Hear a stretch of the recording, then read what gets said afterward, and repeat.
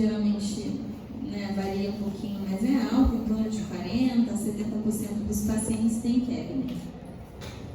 E outros fatores que influenciam. Então, a gente falou do clima, né, da radiação ultravioleta IA, que são fatores protetores. A gente falou de infecções, tanto de vírus quanto de bactérias. A gente falou de alterações metabólicas, estresse emocional, drogas. E agora a gente vai falar do tabagismo e do etilismo.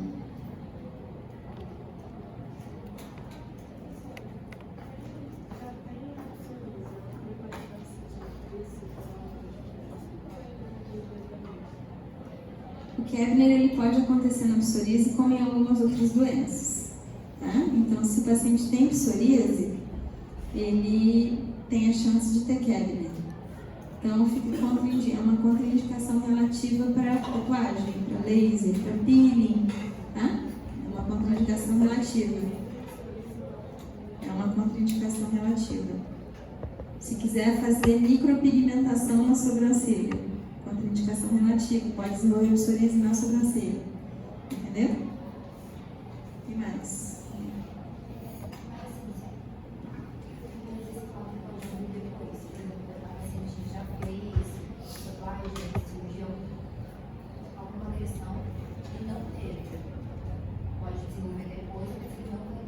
Não, aí não vai ter, tá? É um fenômeno de tudo ou nada. Então, o paciente que tem CABNet geralmente desenvolve a doença em todo trauma. E tem um paciente que tem a doença e não desenvolve em trauma.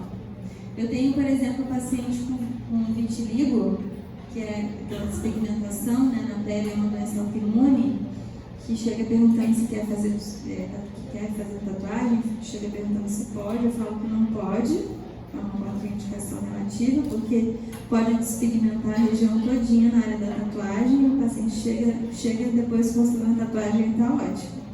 Entendeu? Então, é um risco, né? É uma contraindicação relativa, não é absoluta, a gente precisa orientar os pacientes, tá? Então, digamos que um paciente com psoríase queira fazer uma cirurgia plástica, estética, para fins estéticos. Existe a chance dele desenvolver a psoríase ali na incisão cirúrgica. E para fins estéticos, talvez isso não seja tolerável, né? O paciente quer fazer uma coisa por questões estéticas e ter uma doença ali na região geralmente não é tolerável, tá? Por isso é importante vocês saberem também. O paciente pode ter psoríase aguda, ou ele pode assim, a memória encheu e a internet não está dando vazão. Os dois. Pode ser os dois. Tá? Ele pode abrir o quadro de psoríase numa incisão cirúrgica, por exemplo. Pode. Isso pode acontecer. Tá? E existem outros dois fatores, o tabagismo e o etilismo. O tabagismo, ele tem uma influência maior nas mulheres. Então, se uma mulher tem psoríase, né?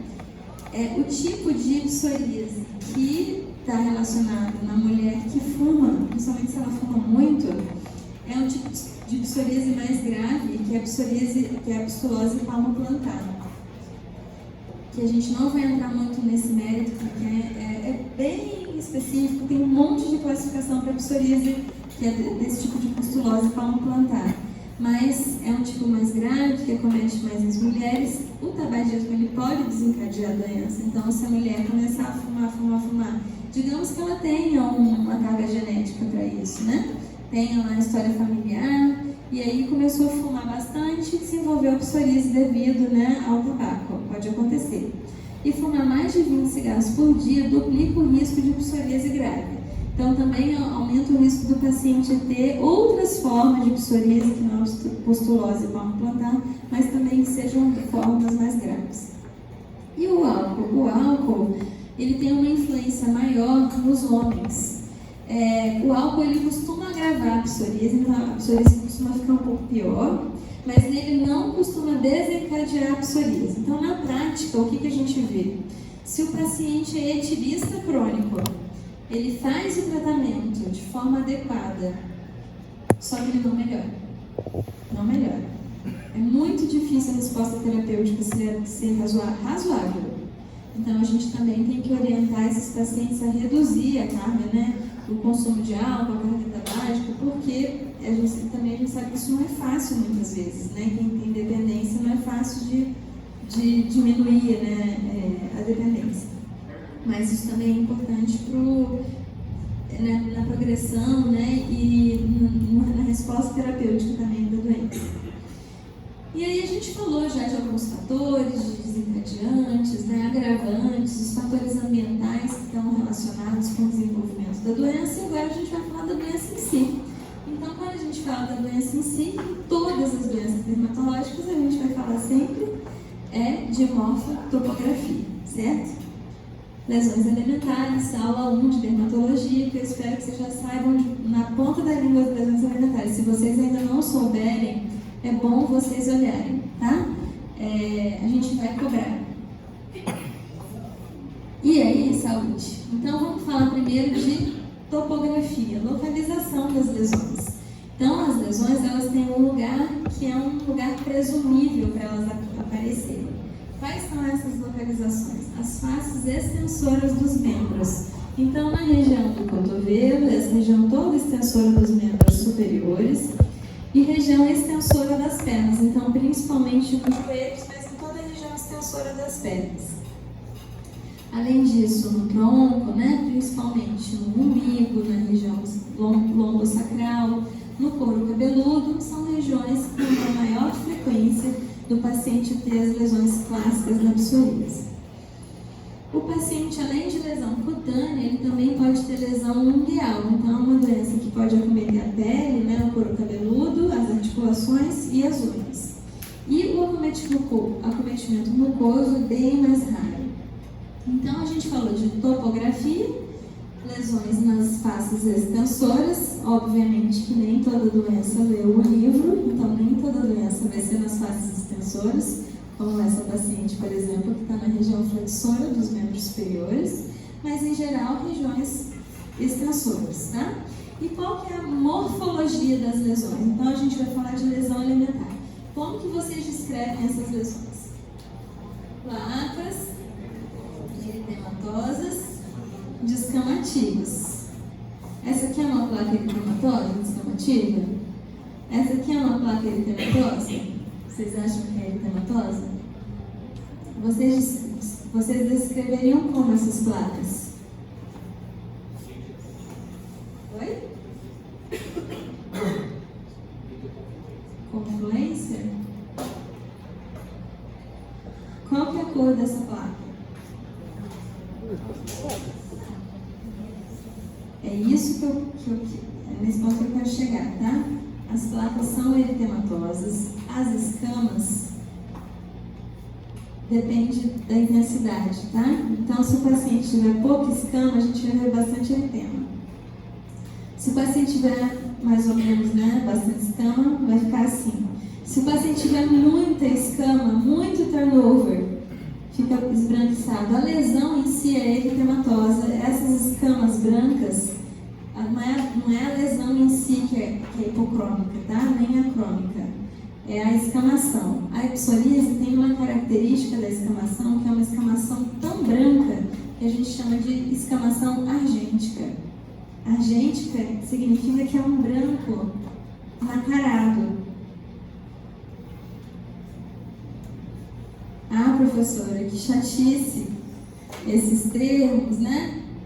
Por que eu estou falando isso para vocês? Se vocês lerem um enunciado de prova, paciente com placa eritematosa, com descamativa, com escamas argênticas, se vocês virem um examinador escreveu essa questão, escama argêntica, pode ter certeza que ele está falando de psoríase.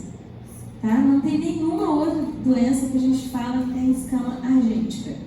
Pode falar. Nacarado ou argêntico. É um branco muito branco, tá? Desse tipo aqui, tanto que parece que a lesão é até acrômica, dependendo se for de longe olhar, até parece acrômico ou hipocrômico, mas na verdade não, é uma escama muito branca, é um branco nacarado.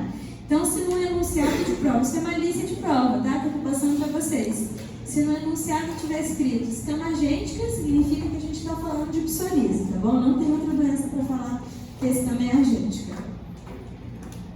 dica de prova, tanto de residência quanto prova para vocês. Então aqui, ó, são placas eritematosas, descamativas na região dos cotovelos. Aqui placas eritematosas com escamas argênticas na região dos joelhos, dos membros inferiores. Essas são lesões características. A doença ela pode ter um acometimento bem leve, igual está nesse paciente aqui, pequenas placas, né, na região do cotovelo, ou o paciente pode ter grandes placas eritematosas, descamativas no cotovelo, ó, couro cabeludo. Isso causa uma grande morbidade nos pacientes. Então a gente vai classificar, agora sim, classificação de fato, aquela classificação que a gente falou anteriormente, tipo 1, tipo 2, são classificações para fins didáticos só. Então a classificação de fato, ela vai se basear na morfotopografia das lesões, principalmente na topografia. Então, se o paciente tiver essas placas que a gente conversou, eritematosas, descamativas, regiões de dobras, né? Na região extensora das dobras do corpo, essa psoríase é classificada como psoríase vulgar. Vulgar porque é a mais comum de todas. Então, acomete mais ou menos 90% dos pacientes a psoríase vulgar. Então, é a apresentação mais típica, então, a localização que eu falei para vocês, nos cotovelos, nos joelhos, região lombar, no umbigo. Eu não falei para vocês, mas também pode cometer a prega interglútea. É a única região de dobra, né, que pode acometer a psoríase vulgar.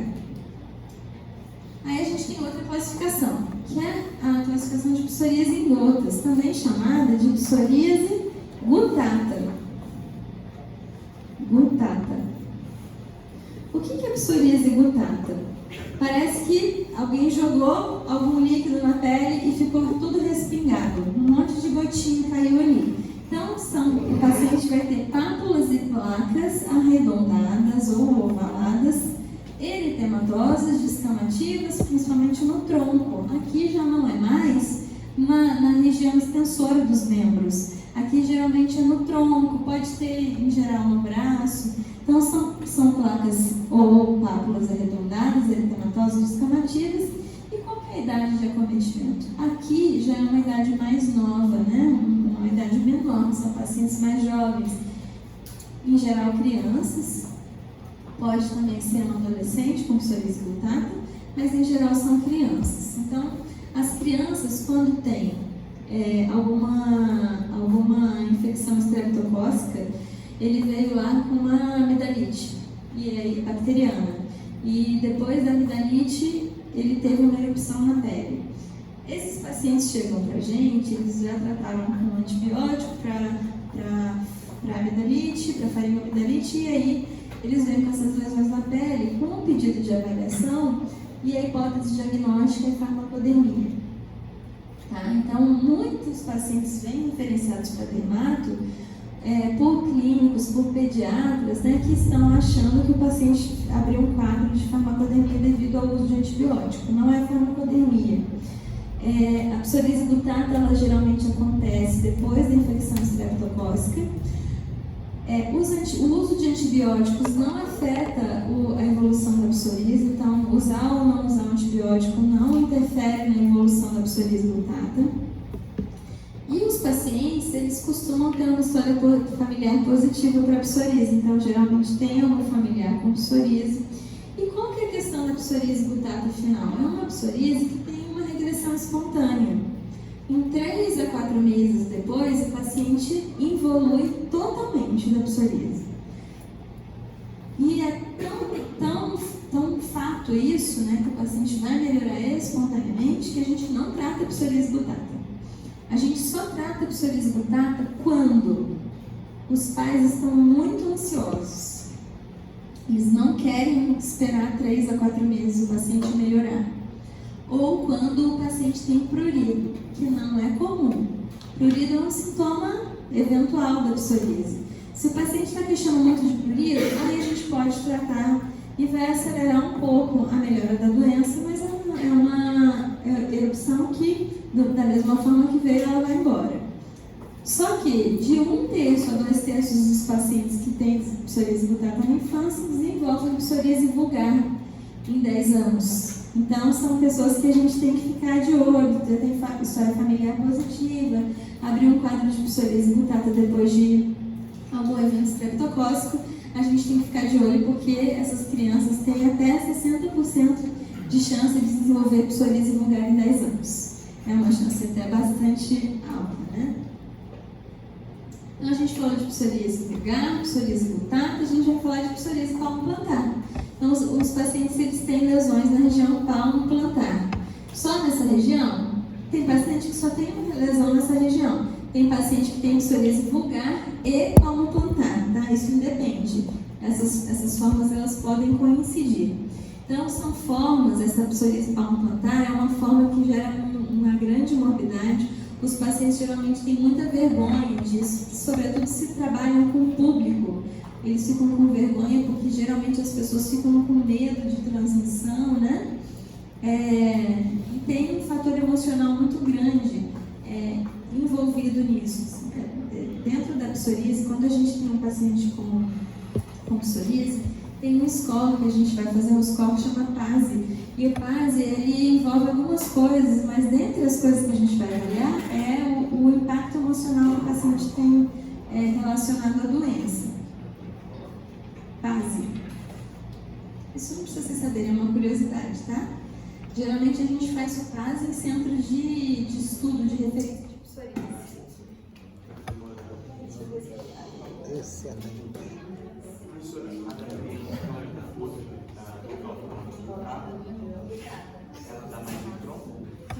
Geralmente dá mais no